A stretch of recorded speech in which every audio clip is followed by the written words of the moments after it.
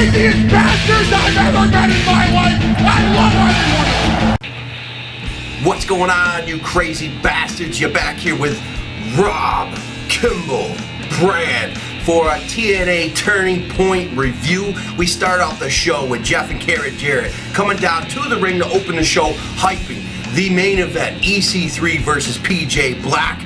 And, well, EC3 does not want any part of this. He interrupts. Jeff Jarrett comes on down to the ring and says he's boycotting this. There's no way a TNA champion should put up his belt against a guy from another company. And he's boycotting it. He's not doing this main event. And then Karen says, wait a minute, you know what? She starts throwing out accusations here, accusing EC3, the champion of TNA Impact Wrestling, that he was behind the Bully Ray deal, thinking that he would get in charge, like EC3 would be in charge, but that didn't happen and came out to be Jeff. Then he takes out Drew Galloway to get rid of him from the main event picture, because it could have very well been Drew that was in the main event tonight and could have maybe taken that belt. So, very good accusations here. EC3 says, And then, finally, Jeff loses his patience here and he tells him, listen here, if you're not going to defend that belt tonight, you'll just be stripped. Your choice. Goodbye. And that's that. And we move on to a badass match. Bram versus Mr. Anderson. Wow, these guys beat the fuck out of each other. Let me tell you what. Anderson puts Bram through the table outside of the ring. Holy shit, they both got hurt on this one. There's blood a little bit there. I think it was on Anderson. This was just brutal. Bram's throwing all these chairs. There's like 13, 14, 15 chairs in the middle of the ring. Piles them up. And he ends up hitting a power bomb to Anderson on top of this pile of chairs. Ouch. Holy shit. And he does get the mic to use as a weapon first. This doesn't work out because Anderson, he hits the mic check onto the pile of chairs, picking up the victory, and then cuts a promo on Bram and just beats the hell out of him there. A little more with the mic, just as he received prior weeks. So, badass match. Anderson went all out, and this was actually fucking the best I've seen Anderson in a long time. So it was nice to see a new up-and-comer get that fire underneath Anderson's ass. I don't know what it was, but awesome brawl.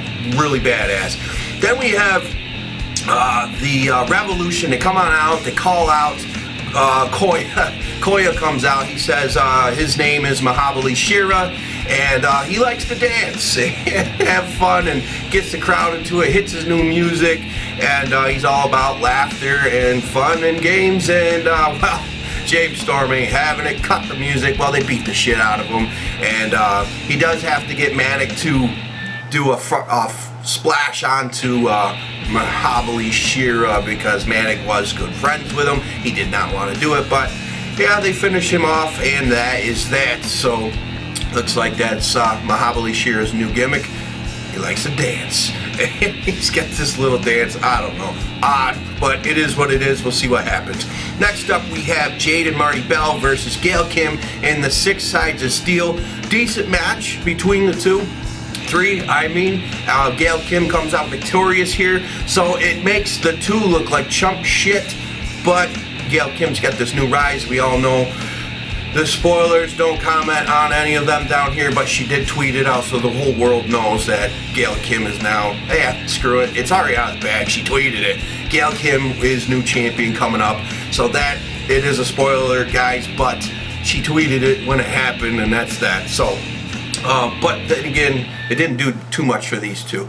After the match, she being victorious here, she goes on the search for Tara Terrell, because she's next. And later on backstage, Velvet Sky lures her into Gail Kim, and then they handcuff her to a pole. And I guess next week we'll figure out what they do to her, torture her, whatever, make her sign a contract for a championship match. I don't know. We'll see what happens. Then we have Eli Drake versus Drew Galloway. What the hell was Eli Drake wearing in the middle of the ring? This X thing? I don't know. Looked like a bad seatbelt fucking shirt. I don't know. It was messed up. Good thing he took it off. It's all right match. He uses the crutch again. Obviously, Eli Drake playing the heel, trying to replace an Austin Aries type, because he is pretty talented in the ring. But this is not enough. And Drew Galloway off the middle ropes. hits a Krypton Crunch through the table, picking up the victory here, and badass ending here. Eli Drake, though, did look pretty good throughout the match, but we'll see what happens later on down the road. I don't think the feud is completely done.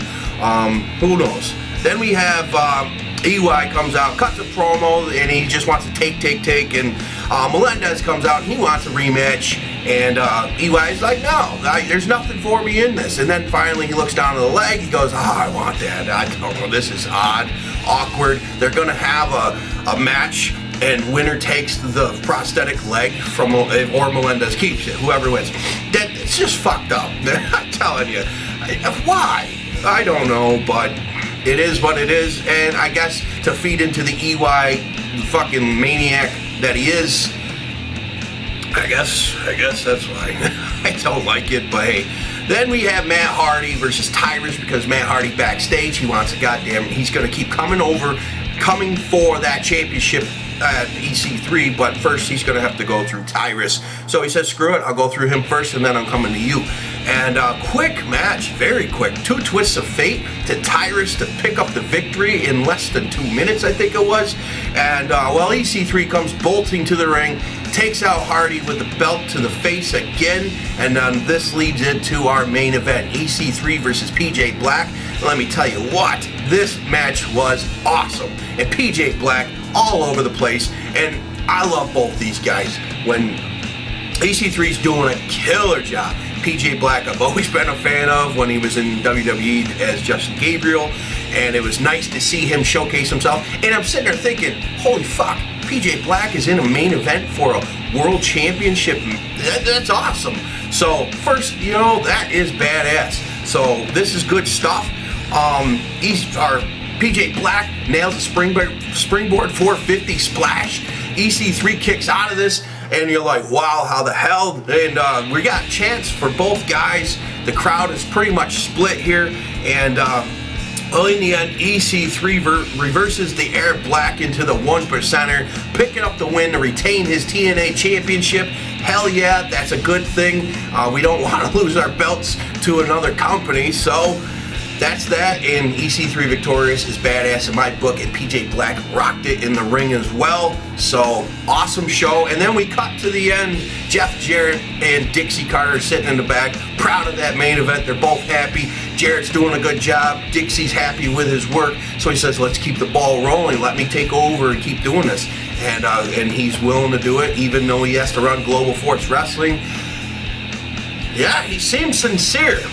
But there's some underlying bullshit he's got going on here. So it looks like next week Dixie's giving him the reins to run the show from here on out, it seems, as long as he does a good job. So we'll see what happens. Turning Point was pretty badass. It's too bad these are not real pay-per-views anymore. They're just during the week, which being free is badass, so I'll give it to them. And they turned it into a themed Impact, so it's pretty cool. Though I do miss the old pay-per-views, I really do. What did you guys think of the show? Comment down here. Go to my website right here. It's in the description as well. And you can follow me on Twitter, like I said earlier, Rob Kimball Brand. And thank you for all the support. Hit the thumbs up, and I will catch you guys next week. Peace.